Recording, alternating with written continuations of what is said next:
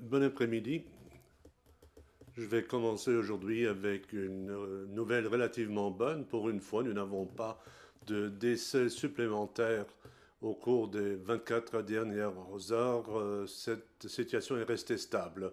Je voulais faire le point sur la santé, à commencer par les chiffres. Puis, je voulais encore vous expliquer comment nous travaillons actuellement. Quels seront les pas supplémentaires suivants, ce qui va se passer sur le terrain, et parler brièvement des plus grands défis d'aujourd'hui pour notre pays et pour notre organisation. Pour les chiffres, donc aujourd'hui nous sommes arrivés à 798 cas, dont 93 personnes qui sont à l'hôpital et 5 aux soins intensifs. Comment est-ce que nous travaillons? Eh bien, dans notre équipe de crise, nous nous réunissons tous les jours. Qu'est-ce qu'il faut entendre par là? C'est une équipe qui se compose de différents acteurs, les différents ministères, le ministère de la Défense, le ministère de la Fonction publique, le ministère de la Famille, nous avons le CG10, nous avons la COPAS, nous avons des représentants des CFL qui nous soutiennent dans la logistique, nous avons l'université, la recherche qui nous soutient dans le monitoring. Nous avons aussi de grandes communes comme la ville de Luxembourg qui est présente tous les jours et aussi des représentants des différents hôpitaux, les hôpitaux Robert Schuman et le CHL. Donc c'est toute une équipe de gestion et je veux commencer par les remercier tous de leur grande disponibilité et ils se sont réunis rapidement et travaillent en étroite coopération comme si on l'avait toujours fait. Un grand merci aux acteurs sur le terrain, le secteur de la santé, la police, la hotline, tous ceux qui sont engagés pour organiser les achats, etc. Un grand merci à eux tous, c'est le signe d'une grande solidarité et donc les gens font de leur mieux pour que tout fonctionne, sans oublier les nombreux bénévoles qui sont devenus un appui important dans cette crise. Merci aussi pour les dons que nous avons reçus. Des entreprises privées qui avaient encore du matériel en stock nous l'ont apporté. Des entreprises, des communes avaient aussi des stocks et cela a bien fonctionné. Donc un grand merci à eux tous. Puis, je voudrais passer à ce qui se passe sur le terrain actuellement. Nous sommes en contact régulier avec les hôpitaux. Les 4 hôpitaux sont prêts. La moitié des capacités a été libérée pour pouvoir accueillir des patients en cas d'urgence dans les semaines à venir. On m'a dit aussi qu'au niveau du personnel, il n'y a rien de préoccupant et il n'y a pas de grand nombre d'absentéisme. Au contraire, les gens sont motivés, ils sont là pour vous. Donc c'est un message très positif. Maintenant, quel est l'objectif de notre approche dans les hôpitaux? Maintenant, il importe de créer des capacités maximales pour ce dont nous aurons besoin. Donc, toute une série d'interventions ont été reportées. On se limite à ce qui est absolument nécessaire. Le système sanitaire doit fonctionner.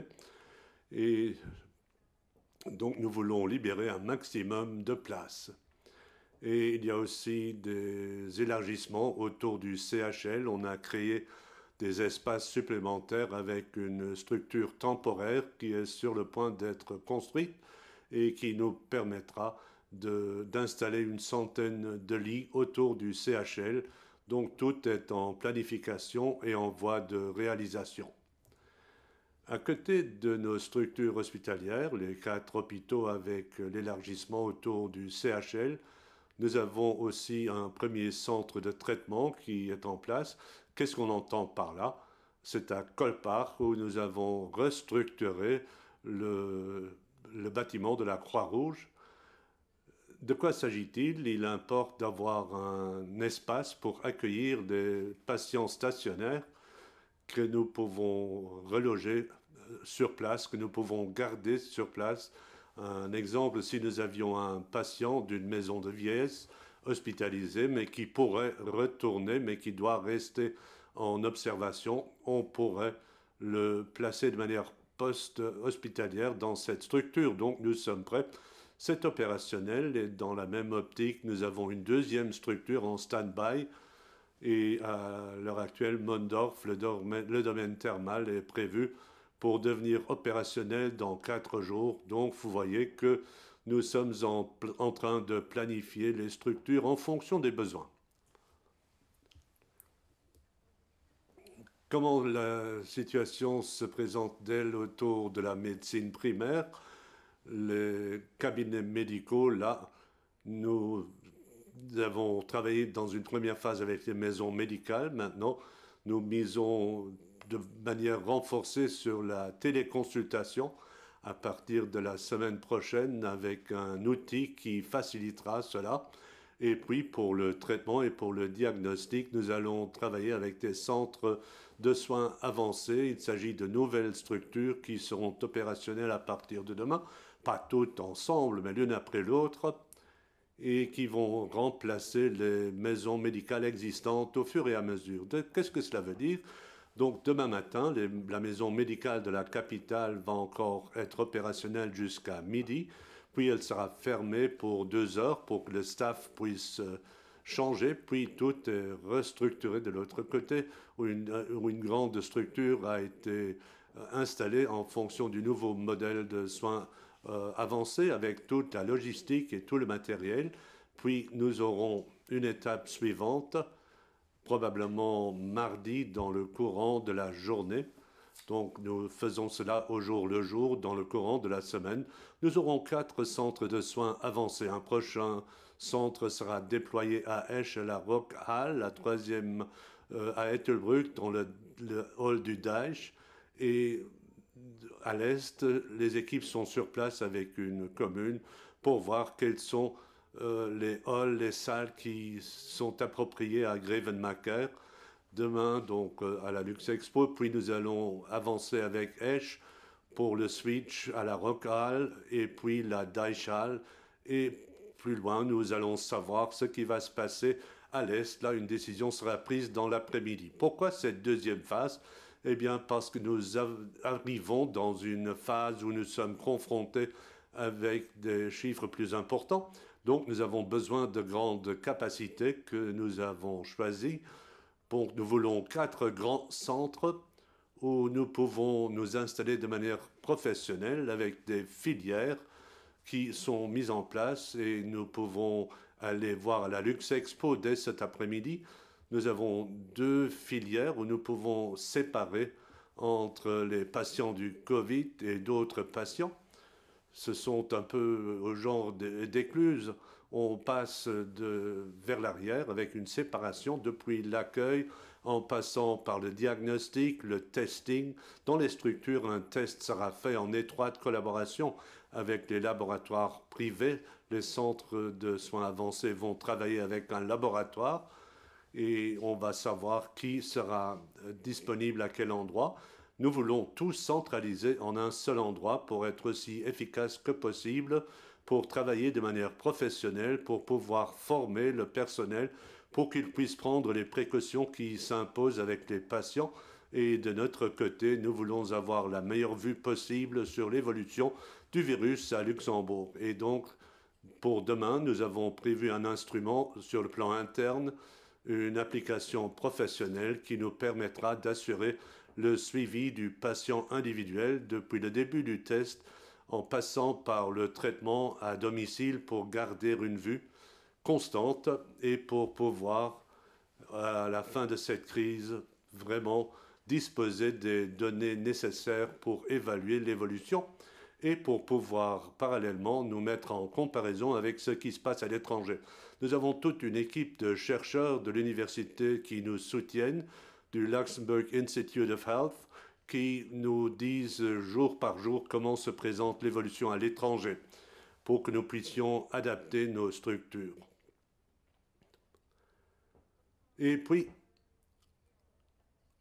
pour ce qui est des défis, je voudrais encore une fois insister, le plus grand défi consiste à toujours respecter le premier objectif, éviter que la propagation du virus, donc de nouveau un appel, respecter les instructions, rester à la maison. créer aussi peu d'espace que possible pour que le virus puisse se propager. C'est notre première préoccupation et cela reste notre première priorité dans notre stratégie. La solidarité donc est remarquable dans notre petit pays. Tout le monde veut s'entraider sur le terrain. La police m'a dit que c'est le calme total. Il n'y a presque plus d'intervention. Nous faisons un très bon travail. Nous donnons une bonne image. Rares sont les pays qui ont réussi à comprendre les messages en aussi peu de temps. Puis au niveau des infrastructures, c'est un défi qui me préoccupe le moins. Nous avançons bien avec les infrastructures et notre plus grand risque à Luxembourg va se limiter sur deux points. D'un côté, le risque d'être en manque de matériel ou de ne pas acheminer le matériel en temps voulu. Et le deuxième risque, un problème au niveau du personnel, un manque de personnel qui pourrait être retenu dans d'autres pays. Et donc, de ce point de vue, nous pourrions éventuellement échouer. Qu'est-ce que nous faisons pour éviter cela? Tout d'abord, pour anticiper un manque de personnel, demain, un site sera lancé en coopération avec la fonction publique qui va se greffer sur ce que vous connaissez. C'est le GodSlops, c'est une plateforme où nous allons décrire les besoins que nous avons recensés au fil du temps. Donc nous allons définir des profils dont nous aurons besoin et puis les gens pourront se manifester. Toutes les personnes qui nous ont déjà contactés, nous allons les recontacter pour qu'ils se placent sur ce site et à partir de demain, quand ce site sera lancé, quand il sera en ligne, les gens sont invités à l'utiliser. Cela nous facilitera notre travail pour que les gens puissent regarder quels sont les besoins, où ils peuvent intervenir et aussi fournir leurs données pour que nous puissions les gérer. Donc là aussi, un très grand merci à l'équipe de la fonction publique et pour tous ceux qui sont engagés pour réaliser cette structure et pour qu'elle puisse fonctionner, assurer son fonctionnement dans les semaines à venir. C'est un outil très important, c'est un besoin de personnel avec des qualifications médicales jusqu'au service de tous les jours. Vous savez que les masques représentent un problème. Nous voulons obtenir des masques professionnels. Nous allons lancer une action pour que, bon, il y a beaucoup de gens qui se sont déjà inscrits pour réaliser des masques, pour les coudre et nous disons déjà un grand merci à tous ceux qui se sont inscrits. Nous allons leur dire à qui s'adresser s'ils veulent intervenir dans cette crise. Puis pour ce qui est du matériel, mon discours est le même que lors de la dernière conférence de presse. Je puis vous assurer que nous avons beaucoup de commandes. Nous n'avons pas fait d'économie. Nous avons tout commandé ce qui était possible. En fait, la commande européenne que nous avons faite avec notre partenaire européen était confirmée pour début avril, mais maintenant on l'a reportée à fin avril. Nous serions heureux si cela arrivait. Cela pourrait résoudre nos problèmes d'un seul coup et nous sommes en train de chercher de manière parallèle. Nous avons encore des commandes que nous avons nous-mêmes actionnées et nous sommes confiants pour les prochains jours, pour les prochaines semaines, d'obtenir le matériel nécessaire. Je voudrais quand même rappeler que pour l'instant, nous n'avons pas tout le matériel dont nous avons besoin pour approvisionner tout le monde. C'est une de nos plus grandes préoccupations. Sur le terrain, il y a beaucoup de personnes qui sont en contact avec le public, qui voudraient avoir des masques. Évidemment, nous aimerions combler cette demande, mais pour l'instant, nous avons un nombre limité de matériel à notre disposition. Donc, nous devons travailler avec des priorités. Depuis la dernière semaine, bon, nous étions confiants pour qu'une série de commandes soit honorée et pourrait arriver. Je voudrais quand même souligner, ce sont des espoirs que nous avons. Mais dès que nous avons eu plus de certitude, nous avons réalisé une liste de priorités que je voudrais vous présenter pour que les gens comprennent. Le matériel est donné de manière prioritaire. 100 000 masques ont été distribués aux médecins dans les cabinets. Ce sont donc les gens qui travaillent dans le secteur sanitaire, les infirmières, les médecins dentistes, les pharmaciens, les thérapeutes qui travaillent avec les gens, le secteur des soins et tous les réseaux qui entourent les personnes âgées, les ambulanciers évidemment, aussi les membres des personnes qui travaillent dans les stations de soins intensifs. Et donc, ils sont servis en premier lieu et ce sera le cas aussi longtemps que je ne pourrai pas vous confirmer que le matériel commandé est arrivé sur notre territoire. C'est important d'insister là-dessus. Ça peut paraître exagérément prudent, mais je suis convaincu que c'est qu'aussi longtemps que nous n'avons pas tout le matériel dont nous avons besoin pour travailler, c'est la seule possibilité. Nous allons toujours vous dire ce que nous avons obtenu et quand la situation sera meilleure, nous aurons une autre politique de déploiement. Nous savons qui a besoin de matériel, nous avons entendu tous les appels et donc c'est une question de capacité de distribution que nous avons actuellement. On ne peut pas parler autrement de ce problème. En attendant, je voudrais aussi lancer un appel à tous ceux qui sont en contact avec le public, dans les bus, partout où on est préoccupé pour soi-même et pour les autres. Donc là, il faut d'autant plus respecter les gestes barrières. C'est extrêmement important de se laver les mains. Et si on commence à devenir malade, il faut se retirer, ne pas aller travailler, tout faire ce qu'on peut au niveau de son attitude pour éviter la propagation. Et puis je voudrais terminer pour dire que vous savez que dans nos pays voisins, la situation est critique. Autour de Mulhouse, Colmar, la situation est désastreuse dans les hôpitaux. Notre Premier ministre a affirmé à la France aujourd'hui que nous sommes prêts à aider dans les cas aigus et évidemment dans la mesure où nous le pouvons. Nous sommes prêts, nous sommes dans une position d'attente, donc nous pouvons accueillir l'un ou l'autre patient. Nous le faisons dans la mesure du possible, c'est un geste que nous avons fait. La solidarité européenne est importante, nos voisins ont des défis que nous espérons pouvoir éviter. Voilà pour le petit tour d'horizon que je voulais faire maintenant. Vous pouvez me poser vos questions.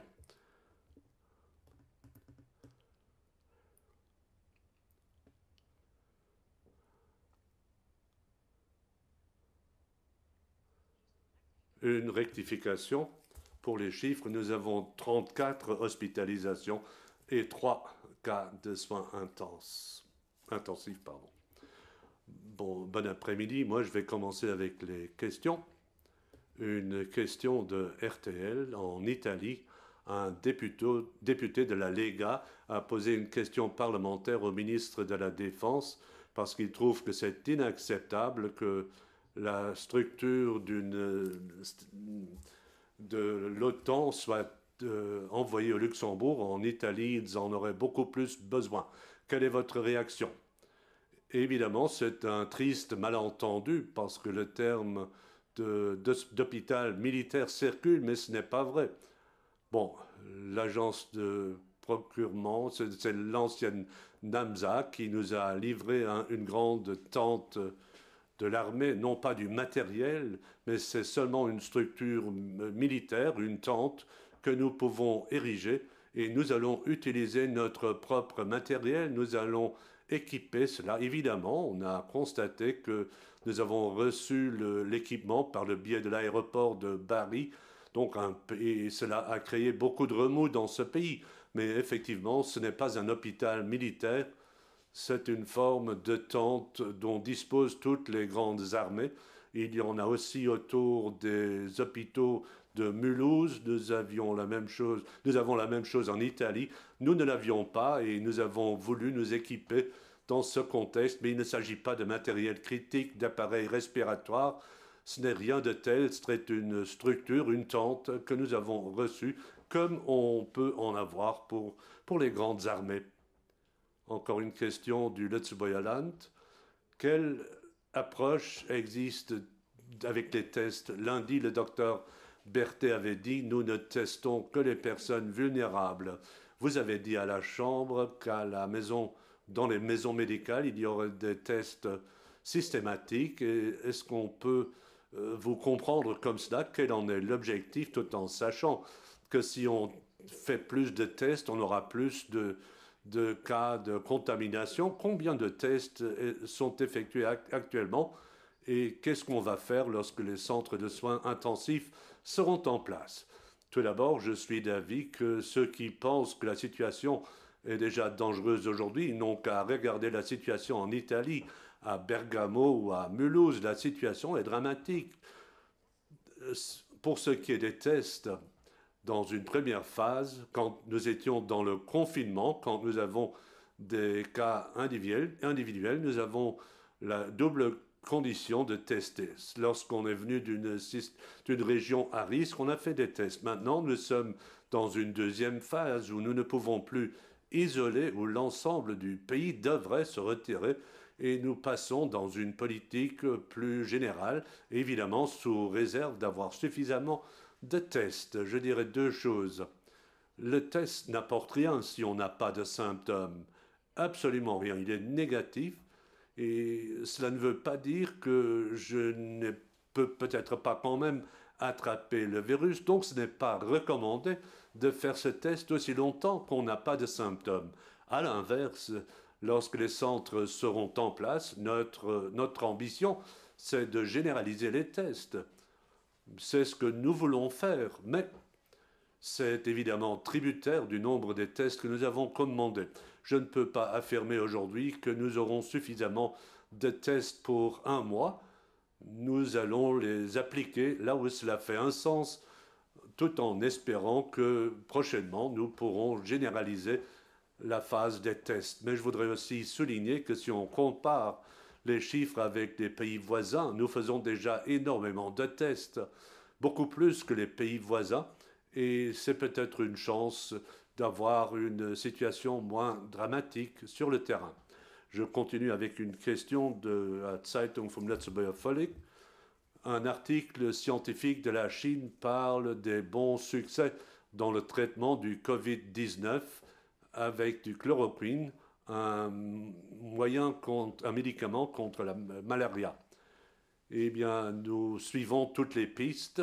Nous avons un cercle de consultation avec des médecins qui sont en contact quotidien avec des réseaux internationaux et dès qu'on aura découvert une piste qui s'avère positive, nous allons l'activer.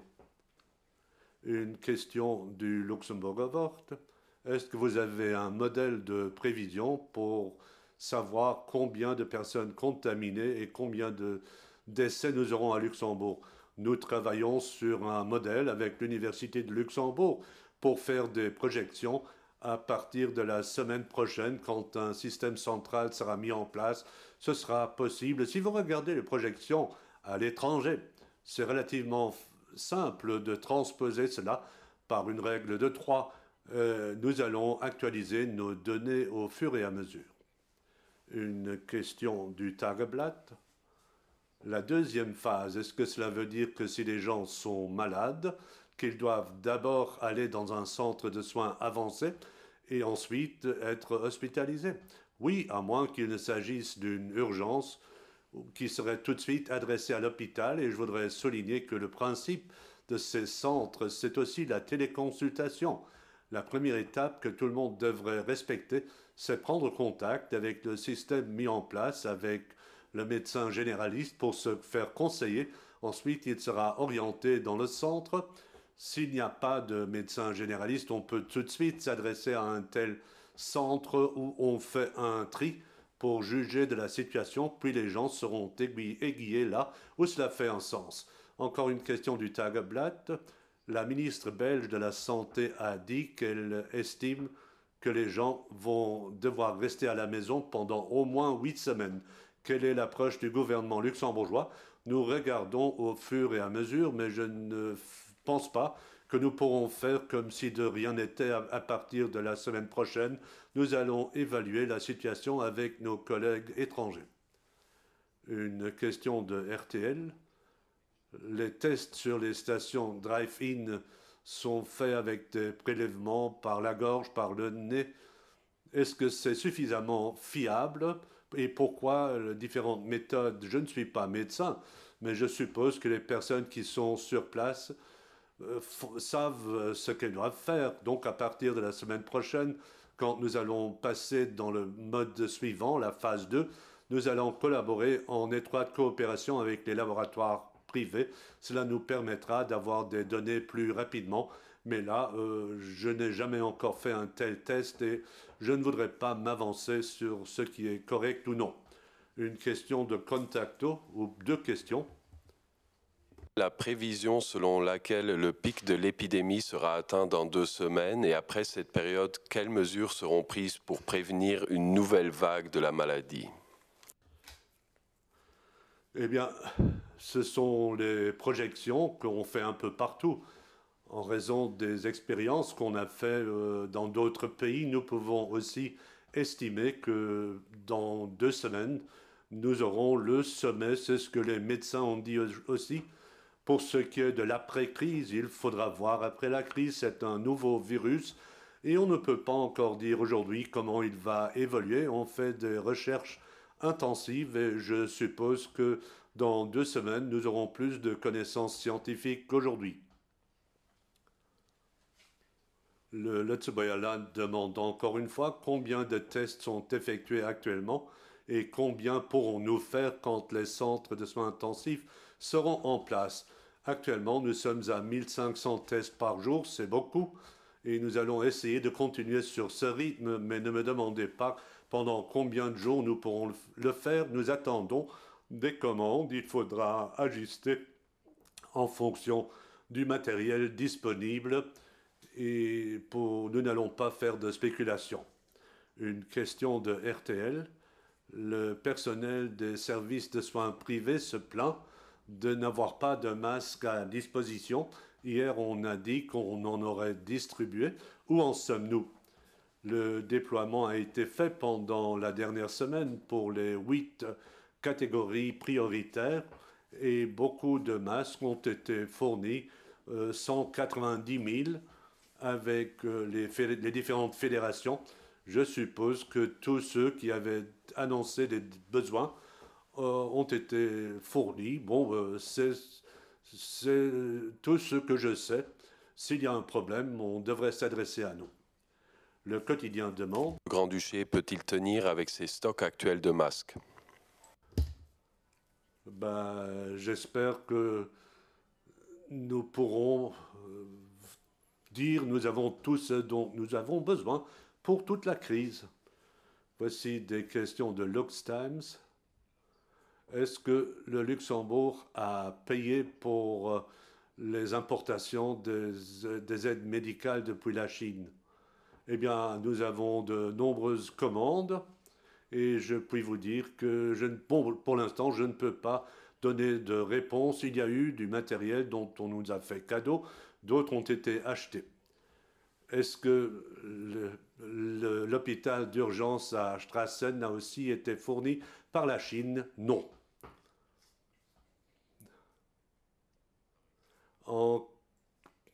Encore une fois, la précision, ce n'est pas un hôpital. Bon, ils envoient encore une fois les mêmes questions. Voici une question du Tageblatt. Si vous parlez de matériel commandé un peu partout, est-ce que vous pouvez rappeler de quel matériel il s'agit? Des masques, des vêtements de protection, des appareils respiratoires et des gants. Tout ce que vous avez énuméré, le matériel de protection pour le personnel, les appareils respiratoires, les médicaments en partie. Donc c'est une liste très longue. Je ne peux pas tout citer tout ce dont on a besoin pour faire fonctionner le système. Question de RTL Today. Comment est-ce que le gouvernement fait ses plans? Est-ce que nous avons déjà une projection pour l'avenir? Nos projections, bon, il faut toujours entrevoir la fin de la crise, mais c'est une navigation à vue. Personne ne peut dire combien de temps cela va durer. Madame Lehnert, une question de RTL. Est-ce qu'il y a une distribution géographique des cas de contamination dans ce pays? Donc, est-ce qu'il y a des hotspots dans ce pays? Et si oui, est-ce qu'il y a une explication pour cela? Nous n'avons pas encore détecté de hotspots, en fait. Et pour la répartition, est-ce que c'était pour la répartition du matériel ou pour les contaminations? Des hotspots dans ce sens. Bon, notre pays est très petit, donc nous n'avons pas de vague particulière. Il y avait une vague en provenance des sports d'hiver, mais maintenant il y a une vague de contamination sur l'ensemble du pays et il faut attendre que le virus soit vraiment arrivé à Luxembourg. Sur notre petite surface, on ne peut pas parler d'un hotspot. Pour ce qui est de la répartition entre les hôpitaux, ils travaillent en étroite coopération. Il faut voir comment cela va se passer. Si nous devions passer dans une phase plus aiguë, tout cela est planifié et anticipé. Encore une question de Paper Jam. Les médecins français font part ce week-end d'un niveau de saturation particulièrement préoccupant des services hospitaliers en raison de l'afflux de patients atteints du coronavirus. Quel est le niveau de saturation des hôpitaux au Luxembourg? Comment la situation a-t-elle évolué ce week-end au niveau de la capacité versus de l'arrivée des patients? Eh bien, nous sommes loin d'être saturés à ce stade, mais cela ne doit pas nous donner une mauvaise assurance. Donc, par rapport à la France, ça peut encore durer un certain temps. Et cela explique pourquoi nous avons pu dire à nos collègues français que nous pouvons les aider. Puis encore une question de cette Paper Jam, parce que nous avons beaucoup parlé de l'hôpital. La collaboration sur le site du CHL sera-t-il opérationnel et pour quels patients? Encore une fois, ce n'est pas un hôpital, c'est une capacité supplémentaire pour les lits pour le CHL. C'est une extension du CHL. Donc nous avons pris un des 4 hôpitaux où nous avons ajouté une structure si pour le cas où on arrivait à la limite des capacités de lit. Ce n'est pas un hôpital autonome, mais il fait partie de l'ensemble du CHL et qui va aussi s'occuper de la gestion. Une question de RTL, les moyennes.lu, il est question des sans-abri. Et donc, comment se présente la prise en charge des personnes qui n'ont pas d'assurance maladie? Elle est assurée, là on ne fait pas de différence. Tous ceux qui ont besoin de soins peuvent les obtenir. On a aussi prévu des structures pour loger ces personnes lorsqu'il faut les placer en quarantaine ou lorsqu'ils ont besoin de soins. Une question du Luxembourger Wort. Quelles sont les capacités de lits intensifs et d'appareils respiratoires dans les hôpitaux? Des mémoires, il y en a 112 et nous avons des possibilités d'extension avec des appareils dont nous disposons.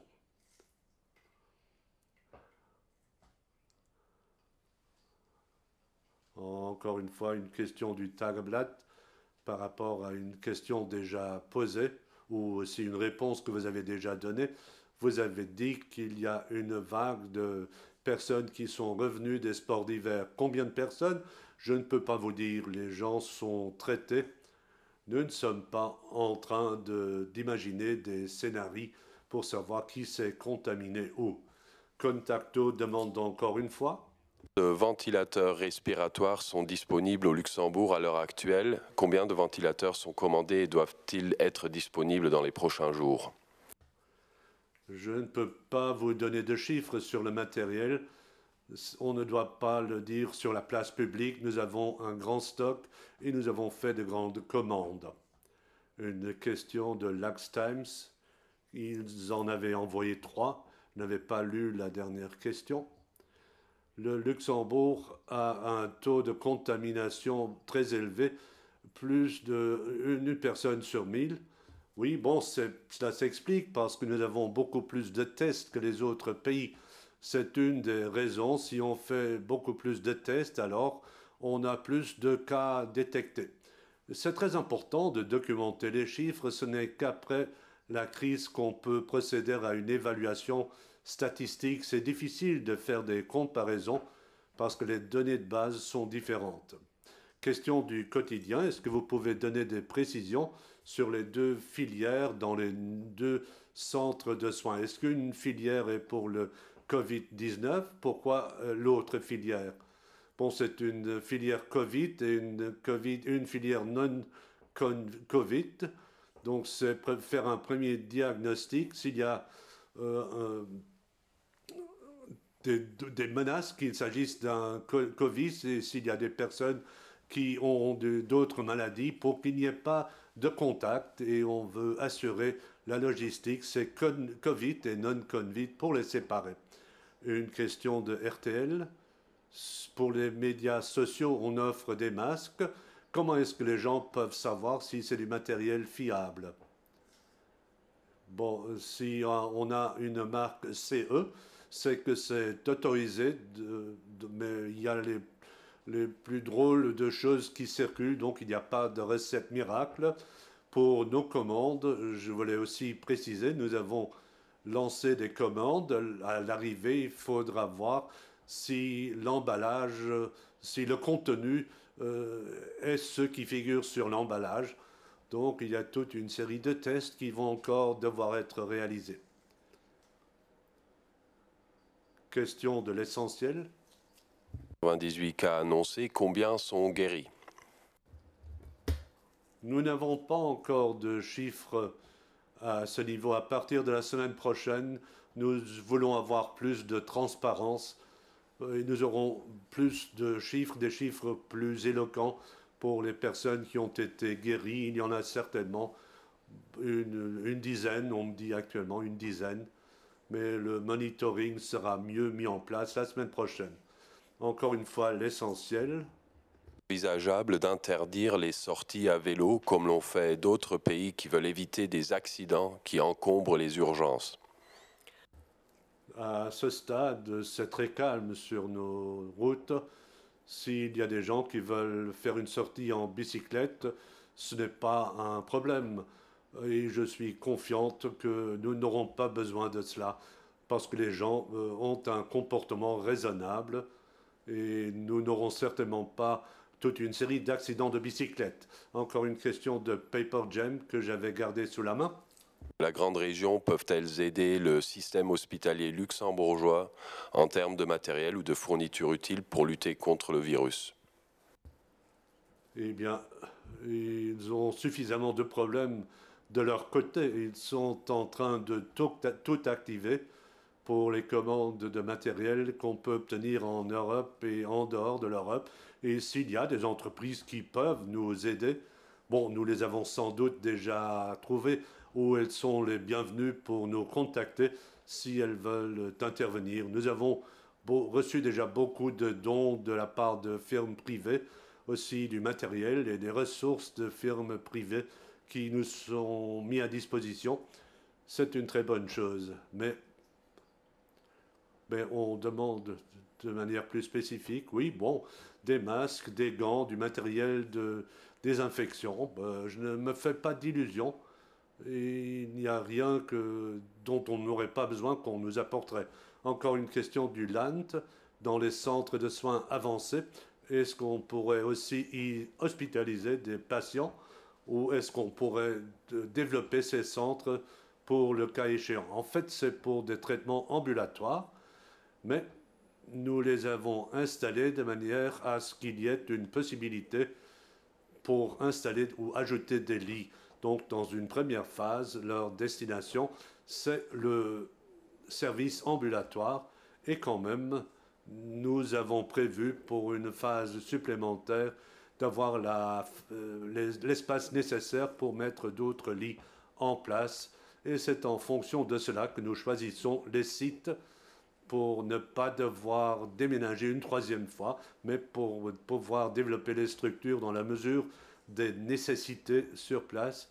Et le grand souci, ce n'est pas le problème d'infrastructure. Le grand souci, c'est de disposer des équipes nécessaires pour l'organisation des centres. Apparemment, au début, il y a eu des difficultés techniques. On demande encore une fois si vous pouvez faire le bilan. Les chiffres, oui, 798 cas aujourd'hui, Et donc aujourd'hui, nous n'avons pas eu de décès supplémentaires. C'était calme au cours des 24 dernières heures et nous avons 34 personnes hospitalisées dans les lits normaux et 3 aux soins intensifs, donc 37 personnes hospitalisées, dont 3 en soins intensifs. Le journal demande: le gouvernement lance un appel pour d'autres aides. Quels sont les profils qui sont le plus recherchés? Vous le verrez demain, nous allons publier une liste en ligne et sur ces listes, vous trouverez des informations sur les profils que nous recherchons pour que vous puissiez vous inscrire sur les profils qui sont recherchés. C'est très divergent. Une dernière question de RTL. Combien de frontaliers ont profité de l'offre hôtelière jusqu'ici? Est-ce que vous avez d'autres possibilités pour garder le personnel de la région frontalière chez nous? On me dit 173, mais ne me posez pas de questions sur la répartition. Est-ce qu'il y a d'autres possibilités? Oui, nous avons encore beaucoup de lits en réserve. La nouvelle se répand, donc il n'y a pas un manque de capacité. Si nous pouvons convaincre les gens, ils devraient en profiter. Merci beaucoup. Merci de ma part.